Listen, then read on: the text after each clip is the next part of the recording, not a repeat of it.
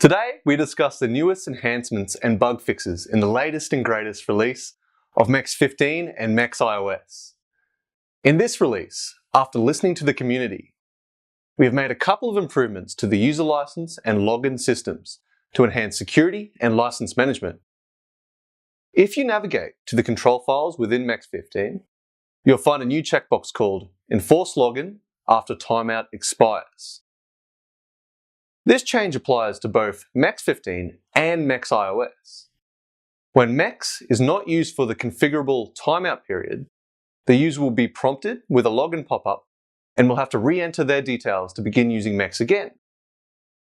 And for those who are enthusiastic about security, MEX will now also log all login attempts, including successful ones to the database. The attempt records include the date, the username, and the incorrect passwords of failed attempts. In order to view these login attempts, simply navigate to the quick search listing and find the login attempts details record. Highlight this and press View.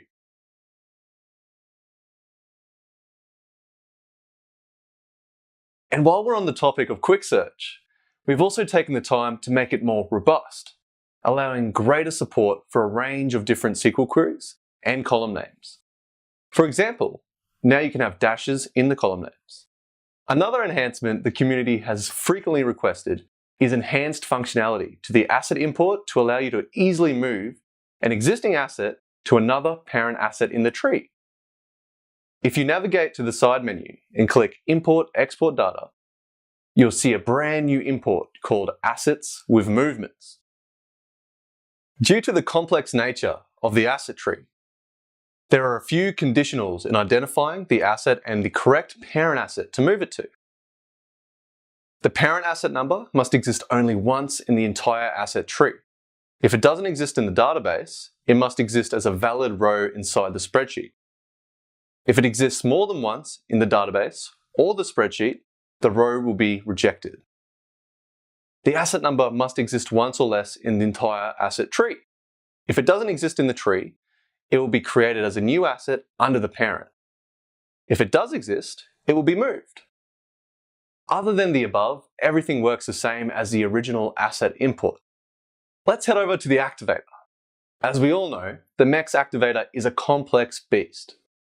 We have included some new tooltips that will help disambiguate why the PM is in fact the status it is and help explain its functionality.